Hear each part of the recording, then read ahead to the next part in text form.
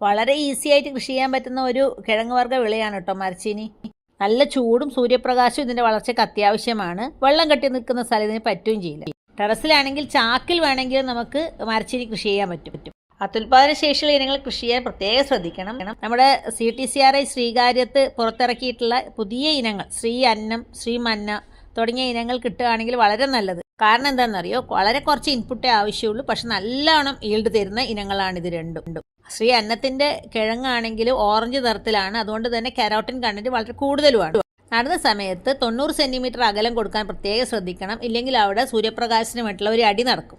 3 inch ആഴത്തിൽ കമ്പ് നടുന്നതാണ് കേട്ടോ ഏറ്റവും നല്ലത്.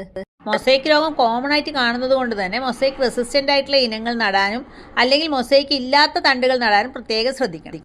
5 ഗ്രാം വാമിൽ മുക്കി നട്ടു കഴിഞ്ഞാൽ ഉൽപ്പാദനം കൂടുമെന്നാണ് പരീക്ഷണങ്ങൾ കാണിച്ചിട്ടുള്ളത്. ഈമക്കൊന്ന ഇല വെച്ച് പൊതയിട്ട് കൊടുത്താൽ എലിശല്യം കുറക്കാം.